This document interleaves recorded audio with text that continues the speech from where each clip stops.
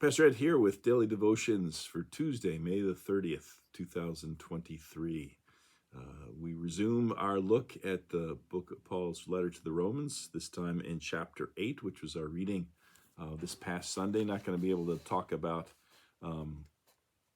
everything there because, like many of his letters, it's kind of chock full of stuff. And there's 25 verses here in that reading, and I focused on really just two of them in my sermon on Sunday, so I'm not going to touch those, but even so, I'm not going to be able to look at everything else. But I wanted to look at verses 18 to 23 in Romans 8, where Paul writes, "I consider that the sufferings of this present time are not worth comparing with the glory about to be revealed to us. For the creation waits with eager longing for the revealing of the children of God. For the creation was subjected to futility, not of its own will, but by the will of the one who subjected it, in hope that the creation itself will be set free from its bondage to decay and will obtain the freedom of the glory of the children of God. We know that the whole creation has been groaning in labor pains until now, and not only the creation, but we ourselves, who have the first fruits of the Spirit, groan inwardly while we wait for adoption, the redemption of our bodies." Paul's very realistic in the sense here that it's not going to all be fun and games. It's not going to always be easy. There is going to be suffering, but Paul liked to dabble in paradoxes, so he can talk about having joy in suffering and understanding that suffering has its place. There was a Christian counselor who once wrote, "Modern Christianity, in dramatic reversal of its biblical form, promises to relieve the pain of living in a fallen world. The promise of bliss is for now," this person writes. "Complete satisfaction can be ours this side of heaven."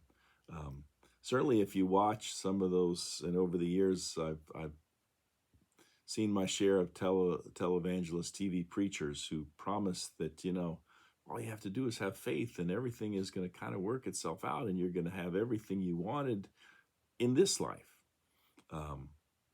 He goes on to write, "We are told sometimes explicitly, more often by example, that it's simply not necessary to feel the impact of family tensions, frightening possibilities, or discouraging news.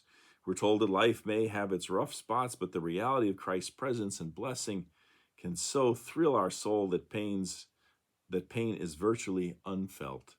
It simply isn't necessary to wrestle with internal struggle and disorder. Just trust and surrender and persevere and obey."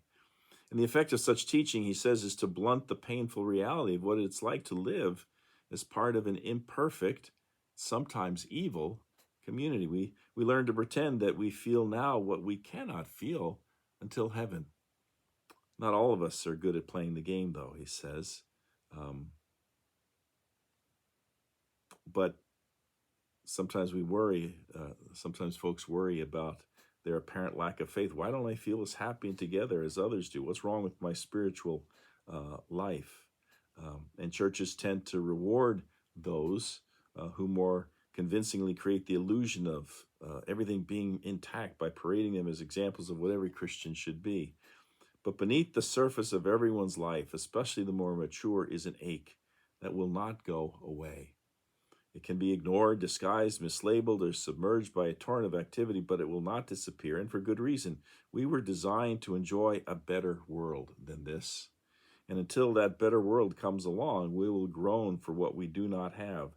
An aching soul, he says, is evidence not of neurosis or spiritual immaturity, but of realism. I'm always reminded that St. Augustine famously said, "Our souls are restless, O Lord, until they rest in thee."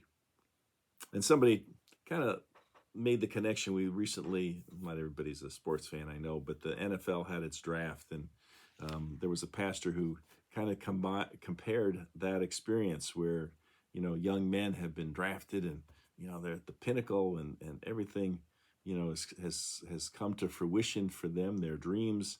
But, what about all the hard work, all those memories? The first time they put on the helmet and shoulder pads and breathlessly ran sprints, well, it was worth it given how it ended up. The two-a-day practices in high school and college, the losing seasons, determining to stick with the game they love, even when it was very difficult. It was worth it. The rehab from injuries, worth it, because hearing your name called makes everything worth it.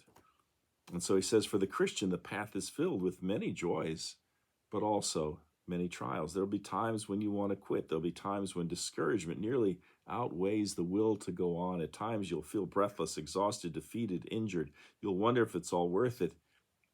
It is. Someday you'll hear your name called. Someday the hugs will replace insults, smiles will replace grimaces, congratulations will replace condemnations. Someday you'll be called to the podium, and someday you'll be presented the crown of life. And on that someday, you'll be able to look back on the sometimes difficult path and without hesitation or doubt joyfully cry out, worth it. You will experience the incomparable joy of hearing your name called. The sufferings we have now, he says, are nothing compared to the great glory that will be shown to us. And that's what Paul is saying here. There are difficult times. You're going to have difficult times. But we look forward to that time when this new life in this new world is our experience, and we are able to experience the inexpressible joy that we can only imagine and is only hinted at for now. Well, we're going to continue looking at Romans tomorrow. Hope you have a great day. Looking forward to being with you again on Wednesday. Till then, take care. Bye-bye.